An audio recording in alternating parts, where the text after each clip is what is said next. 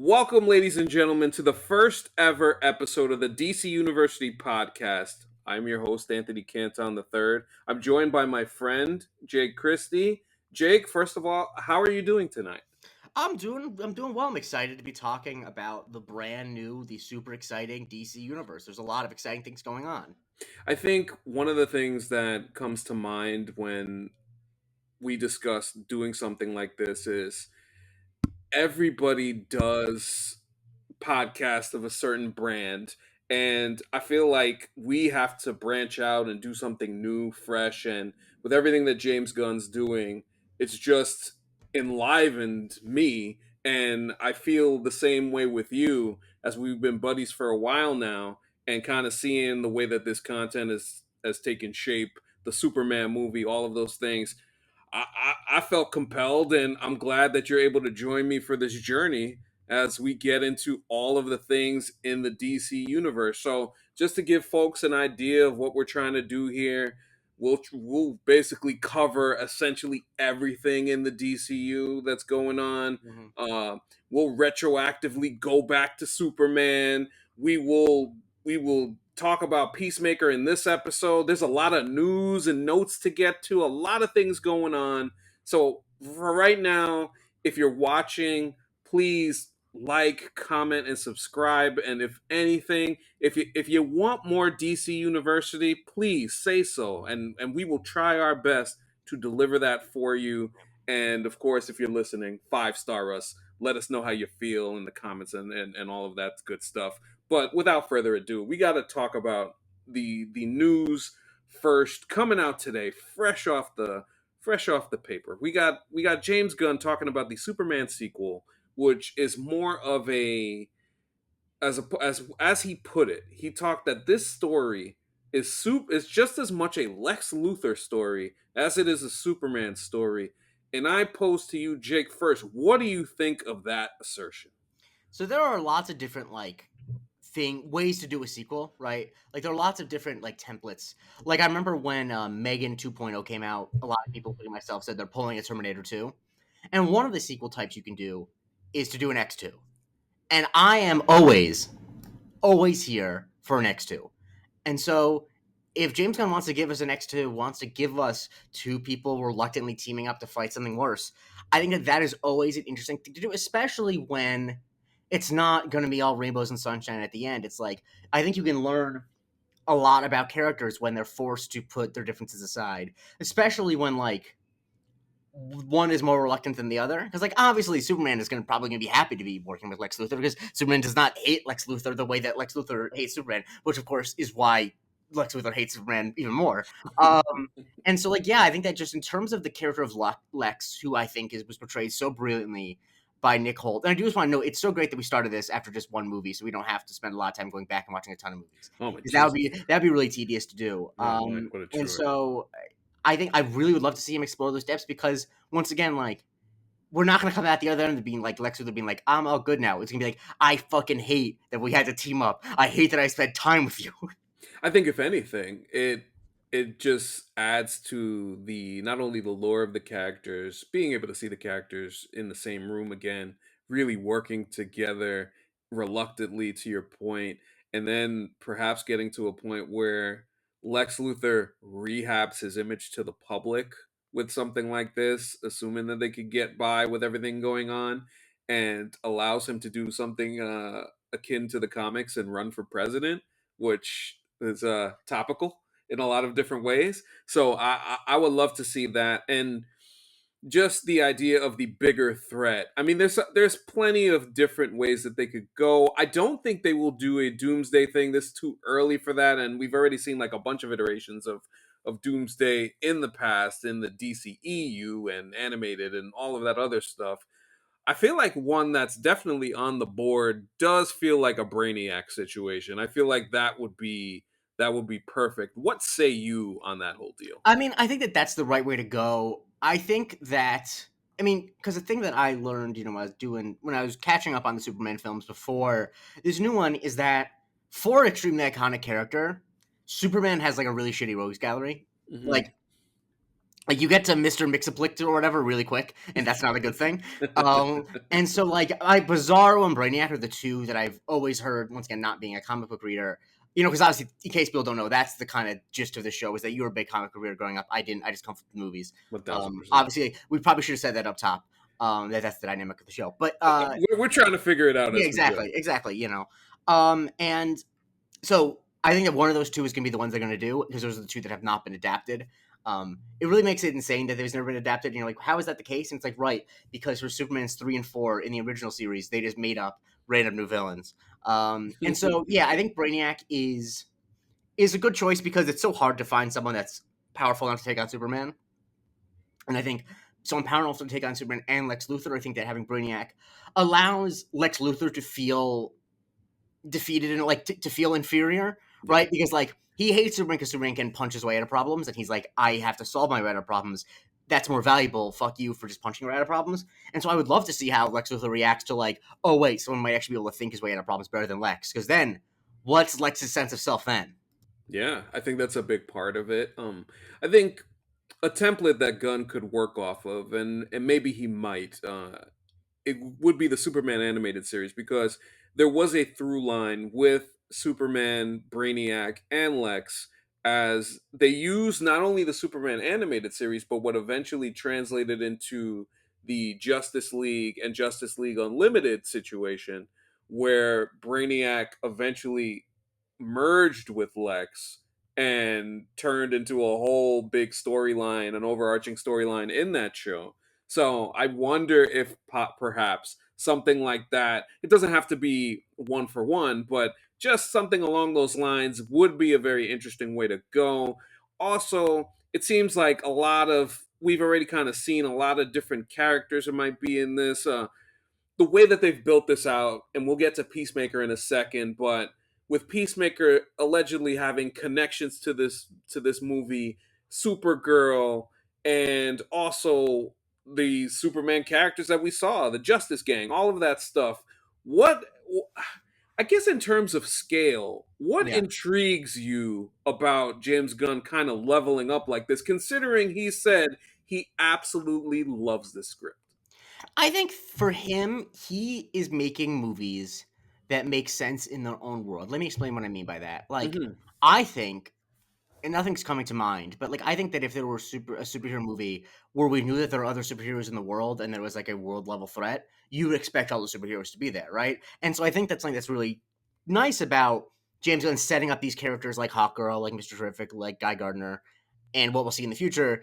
Even setting them up in the original Superman, even if they don't have, even if they're not the main focus, is like we know that they're in the world, and so like I like that we can have confidence of like if we're gonna have a movie where there is a world level threat, we don't ever have to ask the question, why is Guy Gardner not there? Why is Hawkgirl not there? Because they're gonna be there, and I think that that's what's so nice about having one man at the helm. Not having anything be done by committee is that there's no question of like, well, we have to have this character do for this movie, but they're not able to be in this movie. It's like, no, James Gunn is pulling all the levers. So if he introduces a character, he decides what movies they're in. And I think that he understands that Superman is such a great way to get into this universe, and that you can create the tapestry and let it be a tapestry. The tapestry is not the whole house. That metaphor doesn't make a lot of sense. But I think that he understands that he can branch off if he wants to, and Yeah. that having these characters on the board and letting them shine in their moments will actually just engender more goodwill for them, as opposed to like being like we have to, you know, well, we introduce Hawkgirl, and then in 5 years we're going to put all our eggs in a Hawkgirl movie. It's like no, let's have Hawkgirl be around, have her score, you know, and I think that just it endears these characters that are not A tier characters to people, and it makes it feel so lived in. Like the thing I appreciate so much about Superman is that like even though so much of it was it had to set up so much shit, Hmm. but none of it felt like set up because it just felt like oh well this movie takes place in the world that Superman lives in, Yeah. and so like it's Guy Gardner and Hawkgirl and Mr. Terrific. They're in the Justice Gang. Like, yeah, they're just they're there. So of course, there's no exposition needed. They just exist. Yes, I think it's so important to seize the opportunity that they currently have. And James is doing that. If we have something good, let's get it out And if there's a concrete story, we can build it out with everything that we're doing. And that's why I feel like this film is so interesting. And we should note that April of 2026 is when it'll start filming. And then obviously July of 2027 is when it's expected to release in theaters. And that's just that's a reasonable timeline. You know what I mean? Like you would never like that is how long this type of movie should take from beginning of production to being released. And so I, it's nice to see that that's laid out. That he and I think that's once again an advantage of having just one guy. He decides when it gets shot, how it gets released. Now, noted with that, and this is a topic that's kind of got all of the DC fans buzzing, and it has been for a while. We know that the Batman Part 2 is also filming in 2026 later in the year. And one of the big questions that people have been wondering is it seems like there's been this back and forth with not only James Gunn, but Matt Reeves, and kind of where does the Battinson universe kind of fit in? James Gunn's called it Elseworlds, but we have Clayface currently filming, and there's nothing but galore of set photos with pictures of posters of the Joker and Penguin and all of these different villains. Mm-hmm. So James Gunn is clearly setting up a Gotham and clearly has his own vision of a Batman. But the question is, and I'll pose it to you, would it be too much for there to be two Batman, or does it actually matter? So I think it matters when if we're it depending on when the DCU version of a Batman movie comes out. My biggest problem with the DCU version of the Batman is that it is being directed by one Andres Machete, who I just had to confirm is Andres. Andy Machete is, I think like a fine horror director. I think that it's clear that he's been giving this job because he ate a lot of shit from the studio on the Flash. And the Hmm. thing that a lot of times in Hollywood, if you're like, how did someone who just either doesn't have much of a track record or just made a bad movie, how did they just get another really good job? And it's usually because of like, hey, you're a good soldier, you went out there and like you took it on the chin, and so like we'll give you a movie. And I respect that. I think that's a good thing that Hollywood does that, but I don't want it to be for the Batman movie. And I think that like if it was up to me, I would find a way to merge the worlds because I am skeptical at the public's appetite for keeping two Batman straight. But I do think that if you were to tell me that, say, the second Pattinson Batman comes out in 2027 and it's the last one, and then the DCU Batman is introduced maybe in another movie, but doesn't get his own movie until like, I don't know, early 2029, I'd be like, honestly, I think the public would be fine with that. What I don't think can happen is that if Pattinson is not going to be the Batman in the DCU, I do Hmm. think that the Batman 2 needs to be the last thing he's in. Because I think if you have them running concurrently, Yeah. people will not give a shit about people will choose which one they give a shit about. Most of them will probably choose the Pattinson one because that's going to be more interesting. But I just don't think that I think that there's a people I think I have an appetite to split it up if it's like animation versus live action. But like Yeah, this I is just different. I'm often the movie whisperer for people in my life. They ask me to explain things work, and like I don't know how I could explain to someone the fact that there are two Batmans running concurrently. They're both from the same studio, but they're not in the same universe, so they need to like I couldn't explain to someone why the Batman 3 isn't connected to the Superman universe.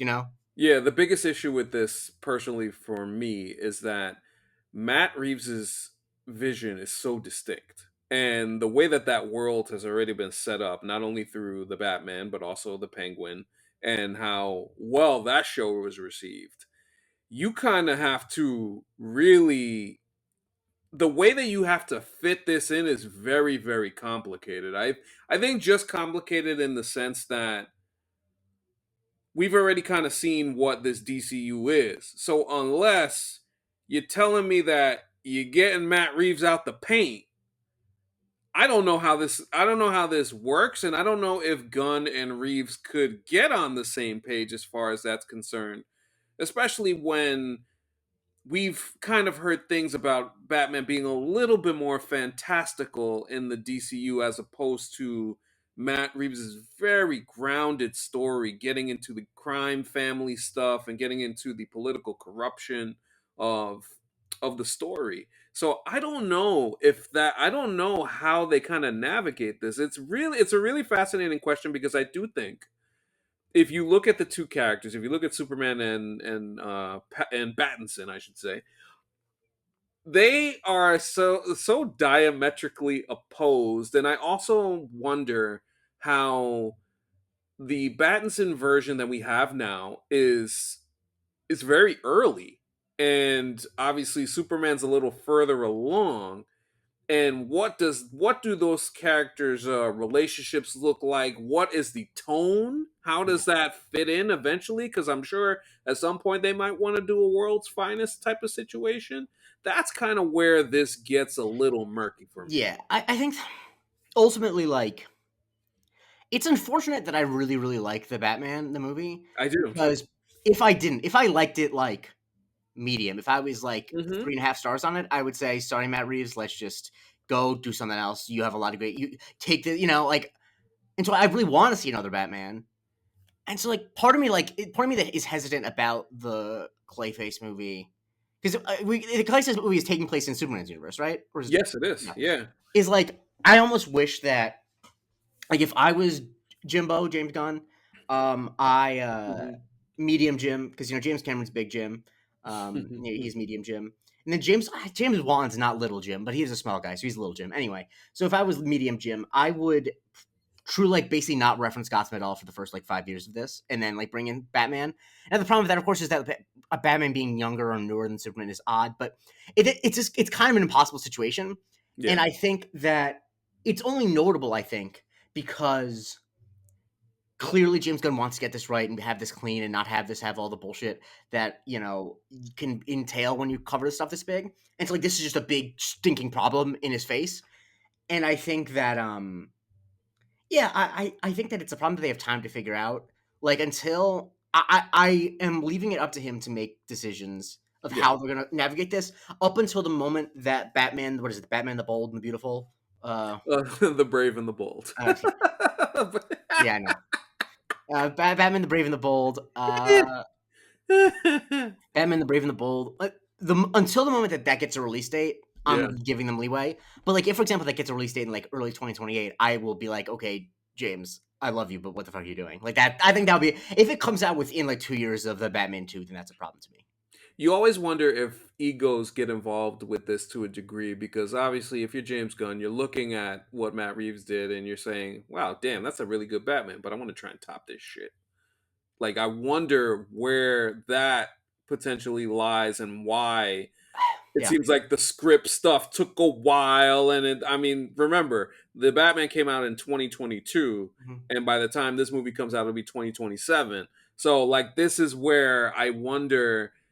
It's like you almost kind of feel like, is there a little bit of a cold war going on between these Yeah. two? You do wonder that. I think that and even though I'm a huge supporter of James Gunn, I think in that Cold War, I, as a creative, as someone who, and I know listeners don't know me, so they don't know this, but I went to NYU for screenwriting.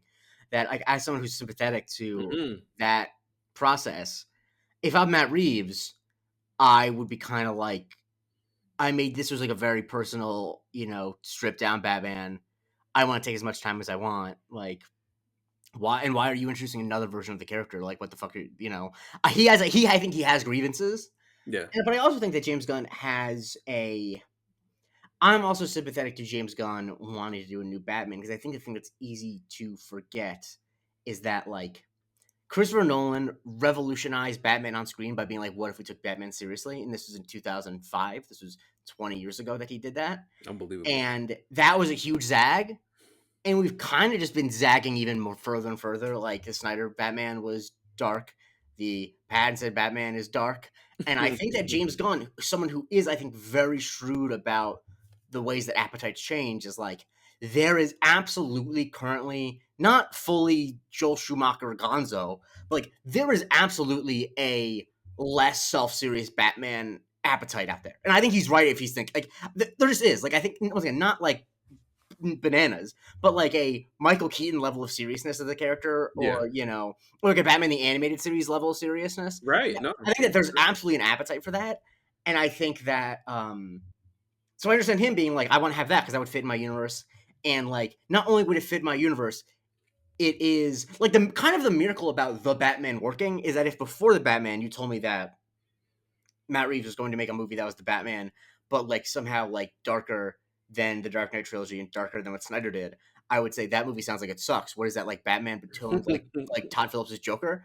And so the fact that it's a good movie is just a testament to Matt Reeves being one of the best franchise in terms of making great movies and franchises. I mean, he's really good at it. Yeah. And so like I also wonder if James Gunn's kind of like, okay, that worked once, but like it's also hard. I think it's also hard for James Gunn because he's the head of the studio. Like he also has financial obligations to, I'm sure. Yeah. and so yeah. But I do also think that even though I am sympathetic to the screenwriting process, I do think that you're making fucking Batman movies 5 years apart is, I think, kind of unacceptable. Like it should not take you this long to write a script for it. And so like that frustrates me. And so I think that just makes James Gunn's problems bigger because if the Batman 2 came out like franchise movies used to come out, like in late 2024, early 2025, James Gunn's problems will be a lot less significant. Put this in perspective. We will have 3 Superman related projects coming out before the Batman Part 2. So obviously Superman came out, we're getting Supergirl next year, and then we will have Man of Tomorrow before the Batman Part 2 comes out. So like with all that being said, like there's a lot with the situation that's going on. And then at some point I'm sure Gunn doesn't want to take forever to build out. He wants to take his time, but doesn't want to take forever to build out a Justice League scenario. You want to get Can there I give you a good eventually. time frame thing? I Yeah, just looked it up. Since the Batman since the Batman came out, and hmm when the second one comes out, at least there will be at least 5 seasons of FX's The Bear released.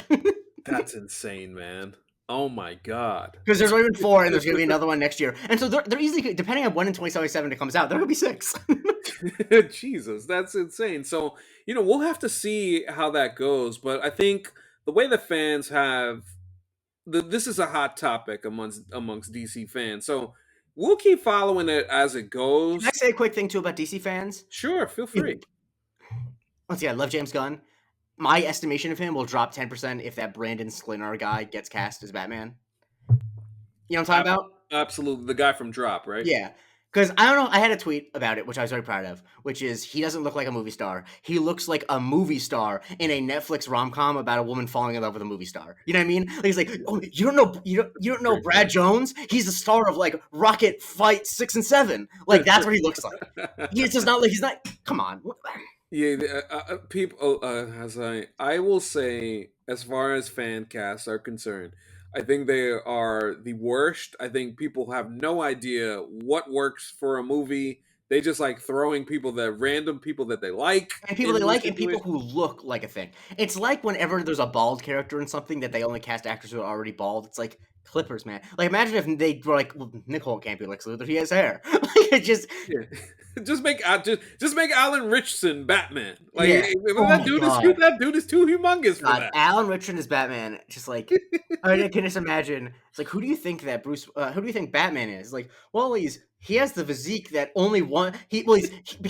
I saw him save someone during a Gotham Knights game. So the only other person who's not a professional football player who has that physique in Gotham is Bruce Wayne. So it's got to be him. Jesus Like, you Christ. can't be fucking. Batman does not have the physique of a fucking middle linebacker at NFL Blitz. What are we doing? No, no, you can't have him as that. And I'm glad he's already debunked that. He No. said, like me and James have already had this discussion. We do have an idea of what I may do, but definitely not that. And the great thing about gear these days, about the steroids people shoot up with, is that you don't need to already be big. Like I guarantee you, someone could have saw David Cornsweat and been like, he's not big enough to play Superman. It's like, great, I have great news. Anyone can be big enough to play anyone if you're fine eating grilled chicken and steak, barring from RFK Jr.'s medicine cabinet. Like you can be Batman, or it's fine. Shout out to Alan. I'm not gonna assume that he got healthy, but you never know if he Well, actually got the healthy. thing about Alan is Alan has been big forever. I'm not saying he's not on anything, but like Yeah, Robert Pattinson does not look like a superhero. And I think I like about his Batman is that he's actually not super yoked. He's big, but but like I don't know, like people. I'm sure whoever they cast as the new Batman is going to be someone that people are gonna be like, I can't see him as Batman. Because you know who they said that about? They said that about Michael Keaton. They said Beetlejuice, the fucking the guy from Mr. Mom. Really? He's Batman? Yeah, and look at what happened, man. Like people, even with the Flash being what it was, like folks were excited to see Michael Keaton again. Yeah, And or Heath Ledger. I mean, this is mostly just because he just did Brokeback Mountain, so it was a lot of like, really him, the gay guy from like, man, actors can act. I don't know if you're familiar. The people just are not familiar with the concept. So, like, people are like, if you have not played a character that's like 99% of the way there to the character you're being cast as, it's like I don't see it. It's like like stop casting Giancarlo Esposito as your devious villain. Like I know he can do that. I sure, yeah.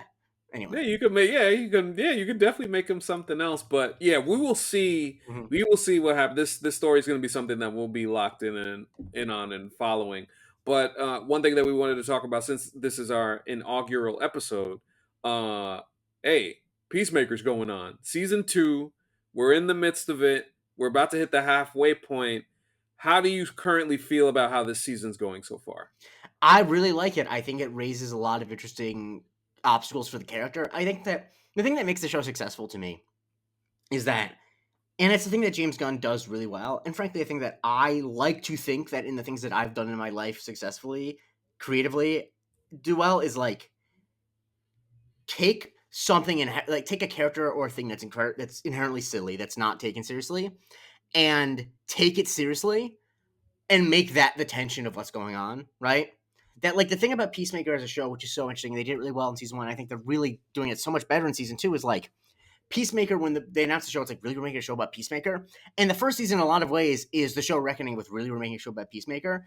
And Hmm. the second season, in a lot of ways, is Peacemaker reckoning with. It's like he heard people saying that. And it's like, wait, you guys don't think that I'm worth having a show about? And it's him like kind of beating himself up and wishing that he was the type of hero that would have a show about him. Like, and I think that like making that subtext the text, I think is so interesting because it is. I think it, even though it's about superhero, I think it really is a relatable feeling. I think it's like he Yeah. feels unworthy, and and I'm just always so interested in stories about self conception. And it's like he saw himself one way, and he kept seeing himself that way until it was shattered by actions of his own, by the way the world reacted to him.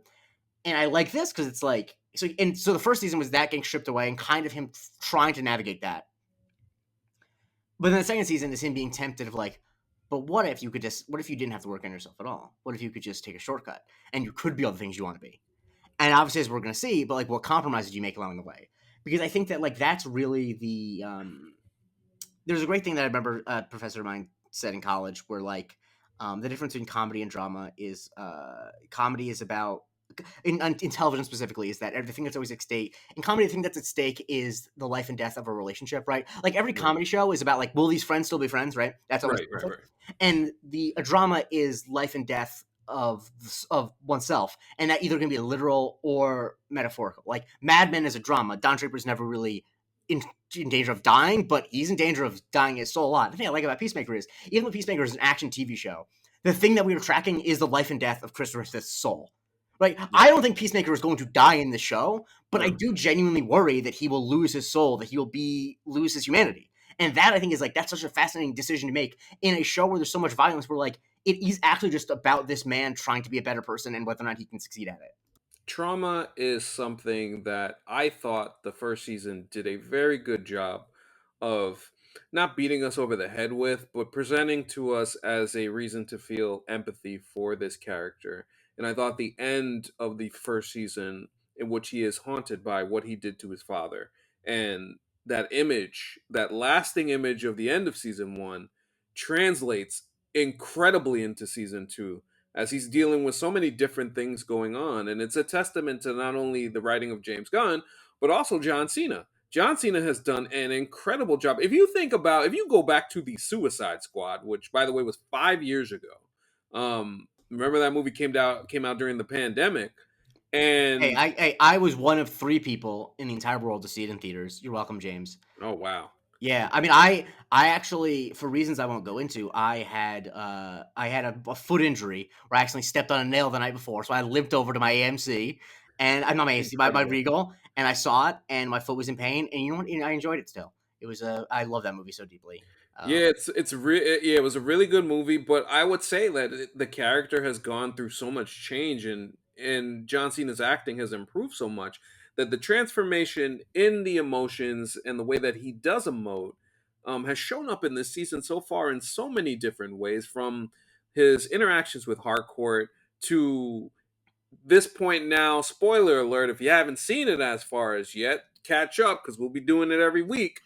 Um, when he finds out that he's in another dimension where his father is alive and his brother is alive, like all of that stuff, the way that he experiences that and sits with it, to your point, has created such a it's a wonderful life scenario to where now he don't give a shit about anything but trying to get everything that he can want, emotional fulfillment and all of these things, people cheering him on in this past episode, and him kind of not noticing a couple of different things about this dimension that are a little off.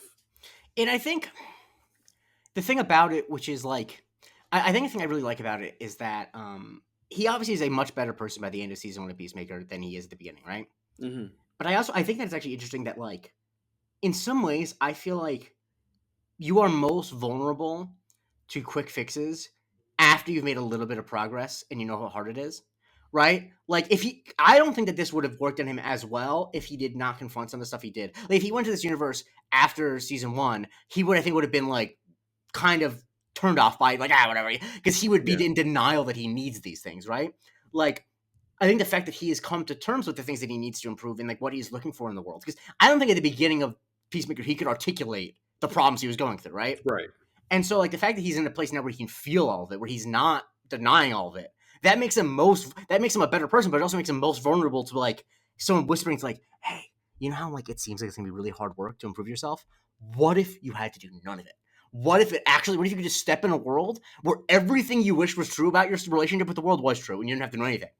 And like that makes it sad because like I would not feel nearly as bad from about what he's going through if he had not made progress. It's like, damn, like you were so close, man. But of course, he wasn't really that close because none of us are close. We're all working on ourselves, and I think we all have a universe that like would tempt us in a way, you know. And so, yeah, I just really respect the way that James Gunn is.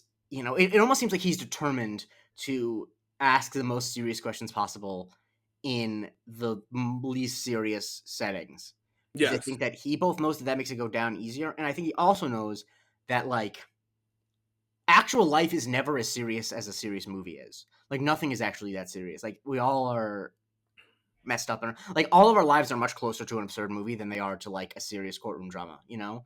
And so like yeah, man, guys like Peacemaker who wear toilet seats on their head, they they go through bullshit the same as all of us do, and I'm just so impressed with John Cena honestly because I thought he was like a really talented comedic actor, and I still think that, but he's really you can tell he's actually just put in work, and it's rare you see an actor get better at this age. Like sometimes you see like a teen actor get better, but like he's a good enough actor to carry emotional storylines, which like even James Gunn, I don't know if he should be saying it, but he says it all the time on the Peacemaker podcast that he's surprised by it. I'm like, yeah, I mean, I'm surprised by it too. Yeah, I think back to episode one of this season and the interview, the quote unquote interview with the Justice Gang, and how a lot of that has formulated the ethos of the season, and how a lot of that went off of the kind of feeling, the question that Maxwell Lord asks about killing good people. What kind of sense does it make? Him killing another version of himself, like all this stuff going on, the Harcourt scenario. Like you put all of these things together, and it just allows for us to get a complete story and a great way for us to follow this journey and actually care about the characters. I think what Gunn has been allowed to do and what he's doing is he's gotten us to care. We buy into this crew. We love Adrian. We love Adebayo, Hardcore. We're intrigued. Economos, the whole nine yards. And that's really a testament to what they've been able to accomplish this season. Now, I can't talk about Peacemaker season 2 without talking about what's going on with Tim Meadows and him showing up and hijacking episode 2 and continuing on with the bird blindness and all of that other stuff. It is such a rarity. It was shocking the way that he hijacked that episode too. And I mean that in the most complimentary of ways. What did you think of his performance and how that's fit into these wonderful cast of characters? I think that he's just such a great color on the board, like like on the paint board to have on the what's it called, the palette to have. I think that because he doesn't need to be used all the time, he doesn't need to be used a ton. But I think that when you set up a world that is this absurd, that you can have people pop in and be like this, that's such a powerful weapon to have because you can find comedy in places, and you can it also like relieves some of the heavy lifting from the main cast. That like Tim Meadows can come in and say something stupid. And I think that like I don't know, it just turns a character that could so easily like for what the character has to do functionally. There's nothing interesting about the character. Like Rick Flag Sr., Yeah. for example, is like the Argus guy who's interesting because he has a revenge tour. His assistant, forgive me, I'm forgetting her name, or not his assistant, but you know what the what's her name? Yes. Yeah, the that she has interesting angle because she clearly has some relationship going on with Rick Flag Sr. She has, but like the Tim Meadows character is just a functionary, and so I think that giving him this dumb bit is just it makes it seem more interesting, and it just Bordeaux is Bordeaux. Apology, yeah. yes, a Bordeaux. That I think it just is like it's just also great to see a comedy guy who I think we all love, Right. who is not he's not a floor raiser. Like he's obviously like good in The Ladies Man, but he's not a guy like I don't think it's an injustice that Tim Meadows was never a big leading man because I don't think that that's what he does best. I think it's an injustice that he's not in everything. Like he should have 5 minutes in everything, because everything he's in for 5 minutes, you're like Tim Meadows is so funny. One of my favorite Tim Meadows bits is he has a character I think in just the last episode of 30 Rock, and his name because 30 Rock has some of the best character names ever. You never were a 30 Rock guy, right? I know. No, I was never a 30 Rock guy. His character's name is Martin. First name Martin. Last name Luther King. They don't mention it. Anyway, That's I love great. Tim Meadows. And just I've said it. The mouthing of the word eagle when Bordeaux Oh says it over the man. phone. That's just like the way that he's just delivered. He knows exactly what he's doing. He's a Yes. pro, and like because a lot of the people in the show are not necessarily pros, or like they're not, but like he is like he leaves. This is his shit. He's been doing this shit for as long as I've been alive.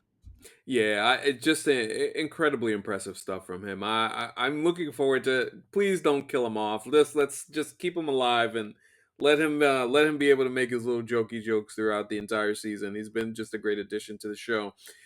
Any other characters that's been standing out to you thus far? We'll do a bit more of a deep dive on these episodes as we go, but Yeah. yeah, but anybody stand out to you so far this I season? mean, Hardcourt is really great. I want to see the rubber meet the road when it comes to Hardcourt and the other Hardcourt, because obviously we see what it's like when Peacemaker meets the other Hardcourt, but like main world Hardcourt and Hardcourt two, like main world Hardcourt would fucking hate Hardcourt two, and Oh my god, I think that yeah. Hardcourt two would feel a lot of sympathy for Hardcourt one, and that Hmm. would make Hardcourt two. I started to make Hardcourt one hate Hardcourt two more, and so like that is the thing I really want to see because like you know, Peacemaker's trauma is so pronounced, and it's like kind of it's like Shakespearean. I mean, that sounds like a Greek tragedy, right? Like a child unwittingly kills his brother and is resented by his father. Like that's. Yeah, Whereas Harcourt's is more subtle, and she, is less obvious about it, and so like I think it would kind of break her brain to see herself without that trauma because I think that she probably can like on some level Chris Smith knows that he's had a shitty life and he is pitying himself about it in a lot of ways. Hardcore, I think, would be in denial that she has trauma, that bad things have happened to her. Like she's like, no, I'm tough because the world needs to be tough, and it's like, no, you're tough because the world has been bad to you.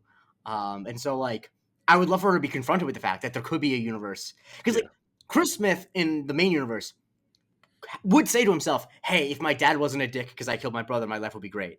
Hardcore would never say that about her own life. She would never say, "I would be happy if this and the other," because she wouldn't even. And so to see that, I think would be kind of like world breaking to her to the point where I think she'd be in denial about it. yeah. I think it's such an interesting contrast. If you think about episode one, her getting into the bar fight and just getting her ass kicked. Two, we see the other hardcore. Not even when Peacemaker gets involved to try and stop this quote unquote terrorist attack, she just stays there. She's chilling. This is not her vibe. So I think there's a great way to portray both sides of the character, and I really love those two to meet. To your point, because I think that would be such a interesting interaction for sure. Um, I am a big fan of big fan of Adebayo. I'm glad we got a little bit of some of the backlash that she's received ever since she outed Amanda Waller's whole situation. Her and her lover are currently quarreling and all that stuff, and she's still trying to manage it. And I just love that she's become such a great friend to Chris and quite honestly everybody. It's a great ensemble group that has made the watching experience so much fun. I've read this show is delightful, and when James Gunn talks about the idea of this being a really close to big time connection to Man of Tomorrow, it just makes me think that he's telling this great story right now, but where is this going? And that I think that's the tantalizing thing that's just so cool to see, and just to know that you have a level of excitement for something that keeps building week to week, and that's what good TV is. Yeah, it's just exciting that TV is character driven, and you like these characters a lot. Like I am interested in. Notice how when we're talking about the stuff we're looking forward to, it's in the context of how it affects these characters. Yes. Because I think that like people who did not, because I grew up on TV more than I did movies, and so like when TV started to get as good as movies, it's like a six. I saw a lot of people coming into TV and like wanting it to function like movies, being like, when are we going to find out what's going to happen next? And it's like, if all you care is what's going to happen next, you're actually just watching like a bad TV show. It might have an interesting hook.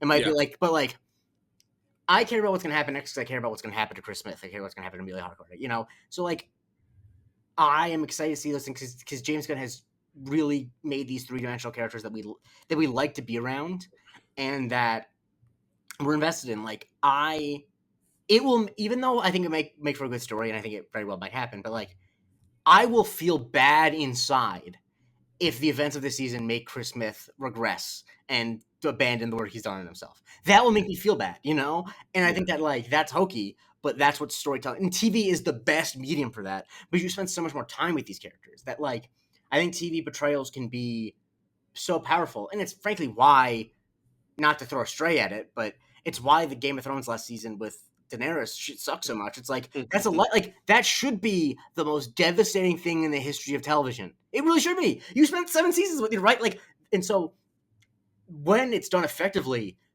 a betrayal in TV is a gut punch. Like the most shocked I've been at TV shows. Like if I were to rank the most shocked I've ever been, or like most emotionally affected by movies and TV shows, even though I've seen way more movies than I've seen TV shows will be most of the top 10 because like, you know, spoiler alert for a show that's a million years old, but like I spent a full season with Frank Underwood and Zoe Barnes, and he just threw her in front of a train. You know what I mean? Like that's crazy. I didn't just spend one movie, and so like I am Mhm. so fascinated to see obviously how this leads into Man of Tomorrow, but like where we leave Chris Smith at the end of this will make me feel some type of way, either positively or negatively. And that is the mark of a good show for me. Like I do care what happens about these I care about these people. Yes, and I do too. Peacemaker is going to be fascinating. I'm looking forward to deep diving as we get into the halfway point as we going forward. Now, just a couple of quick things before we go. The I wanted to get your gauge your hype meter for the couple of things that are coming out immediately after this, which will be next year. Early next year, we'll get Lanterns, which is a show that'll basically basically as it's been bandied about. It's basically basically the super cops of space, and we get the introduction to Jon Stewart, Mm-hmm. played by Aaron Pierre, who's kind of making waves right now as the next big time thing coming. Mm-hmm. And we got Kyle Chandler's Hal Jordan Mm-hmm. together in a very deep mystery, a Mm-hmm. murder mystery, Mm-hmm. and in kind of middle America, Yeah. which is very interesting. I think it does raise an interesting question, which is like, do you think that as you know, Aaron Pierre had the success with Rubber Ridge and now is playing a big name superhero, do you think that Michael Ealy is thinking that he didn't do enough being the black guy with light eyes of the moment? He's like, wow, like I could have been so much more. But no, I think Oh man. shout out to Yeah, Michael Ealy. Um, but salute. one of those guys who I actually think is like too handsome. You know, there's some actors where you're like, I think it's actually a problem because you can't play like a normal person. He's an incredibly handsome Like, person. there's a couple of actors you see that were like, or even actors where you see a person who's like, Oh, I just don't look like a regular person. Anyway, I'm excited for it insofar as I really like Aaron Pierre. I think Kyle Chandler in one of these things is interesting. I am a tad worried about like the pitch being. I think if you try to do like a superhero show that's not really a superhero show, that always like makes me a little uneasy because it feels like maybe it's going to be a lot of shoe leather and a lot of avoiding dealing with the power stuff. But like honestly, I don't know. I'm Well, we know Guy Gardner's in it too, yeah, so I think that there's a version of the show which is really good, and then there's also a version of the show which is like a regular mystery show where they don't show their powers until like the last episode. I don't think we're gonna get that. I don't yes, think we're gonna I've get that. But I yes, think that like I hope there's a good balance. I hope it does still feel like a superhero show because I feel like I hope that we're out of the era of like it's a genre thing that doesn't actually feel like a genre thing. It's like no, just be the genre thing, like be the sci-fi thing. So yeah, I'm interested in seeing it. We haven't seen much from it. We've just seen like that one still. It's kind of like when there's that one, only the one photo from Killers of the Flower Moon for like a year and a half. Like I would like to see more stills of it. yeah. But yeah, I'm excited for that because I really like those actors, I like the characters. I want to see something go deep into the Green Lantern. I mean, obviously the only live action Green Lantern we got was Ryan Reynolds, and so I'm interested in seeing like the lore Right, because I mean, right, yeah, exactly. I think the thing that is exciting for me is that this is a different vision than James Gunn because this is being authored by somebody else and getting into that idea and that story. Seeing what that vision looks like on screen intrigues me, and how James Gunn has said that hey, like these all these projects don't they connect but they don't. We're just building out a world. We're in this particular place right now. And yes, these people are a part of this universe, but no, it's not something that you need to go back and watch Peacemaker season 2 and really hone in on to know who's doing what in this. And I think that's a very important distinction that was made. So I'm just excited to see what a different vision looks like, and kind of the same thing I would say with Supergirl, because we got a James Gunn actually said today that he thinks Millie Alcock is the best casting that he's ever made. yeah. And I'm really excited for that because I'm a noted Craig Gillespie defender. I think about him too, which is I think a positive probably is that like he I think is a very competent and really like good at I think a lot of comedy director, but he's not someone who has like a super distinctive visual style. So like yeah, it's not going to be. He'll do a lot of the same stuff James Gunn does, and I think that that's good. If I don't want every movie in the DCU to be the same, but I actually Superman and Supergirl, you know, they're going to be fairly similar, and so I hope that he takes a lot of the best stuff, and I think that I hope that he lets it be like it feels like it's going to be much of a character driven movie. Not that Superman isn't a character driven movie, but it's so there's so much going on. yeah. Um, and I also think there's just an opportunity to have you know a type of character we don't see a lot in these stories, you know, which is like a playfully messy young female character because we get a lot of stories about like young female characters in genre work which are like so messy because they have so much trauma and they're drunk all the time, yada yada yada. Yeah. And like that doesn't it feels like we're dealing with like a playfully like I'm in my early 20s messy sort of way, and like that's I think a fun character thrown to a superhero story, because it's not I too agree. heavy, but it is also reckless that she's not going to be the paragon of good that Clark is, but she's also not going to be a fucking train wreck. Right. And I think the situation that gets presented, I'm sure, is that she's going to be forced to grow up. What does that look like? How does that advance the character? What kind of interesting things are getting put in the middle of that?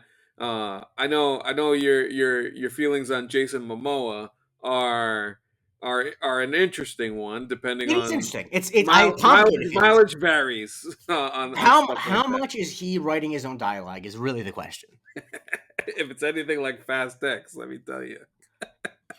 I mean, the big thing is what I'm actually thinking about is Hmm. a lot of the lines he says in Aquaman and the Lost Kingdom. You can tell he came up with and thought were very funny, and I'm like, you know what, Jason? There are some people who can be very funny and very handsome, but it's not usual, and you're not an exception. You know, it's great. You're fine. You have the physique of a god.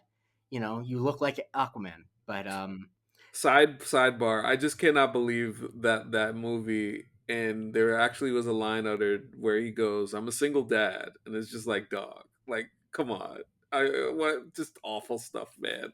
eh, Oh my goodness. yeah, I mean, I don't know a lot about Lobo. I think it's fun that they cast him in something else. Like, I think that that's like a good way to like really signal like this is a fresh start. Yeah.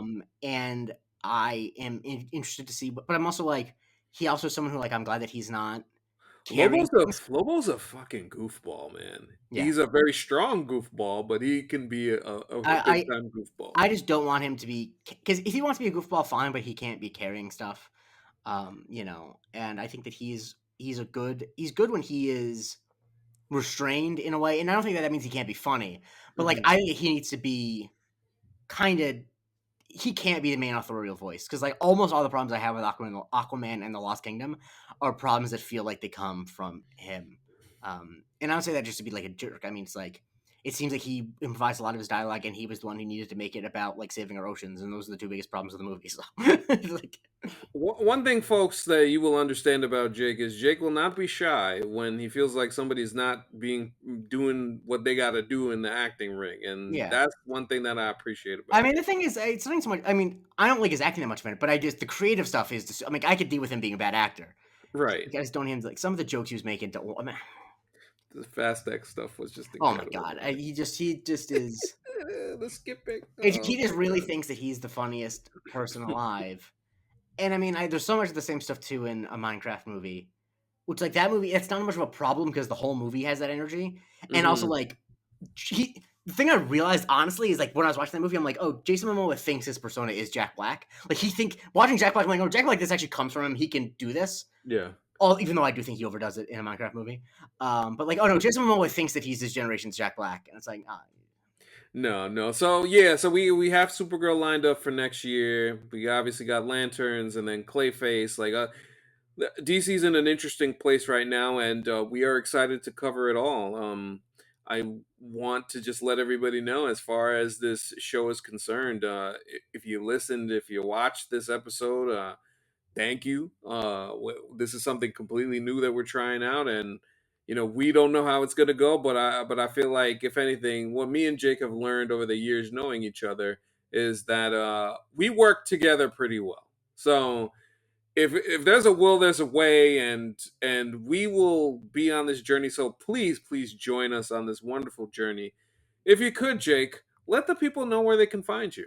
well, you can find me on Twitter at the J Christie. I actually do a TikTok series called the Museum of Twitter on TikTok at the J Uh, Christie, and I'm on Blue Sky if you want to see me venting about politics at J Christie. Sorry, J Christie at bluesky.social. Yes, and you can follow me on Twitter at Anthony Canton _3. I love to talk sports and wrestling and a whole bunch of different things. So you can follow me there, and then of course you can follow the show at DCUniversity Pod. It's we're kind of just starting this whole new thing, so please, like, we'll try and update the socials as much as we can. It'll take a little time, but we'll get there. And yes, please subscribe on all platforms, and follow the show and YouTube, the whole 9 yards. Like I said, like, comment, and subscribe if you want more of this. If you like what you heard, please let us know. And yeah, for this maiden voyage, this is Jake Christie and Anthony Canton III for the DC University Pod. Let's go. We are in a new era, folks.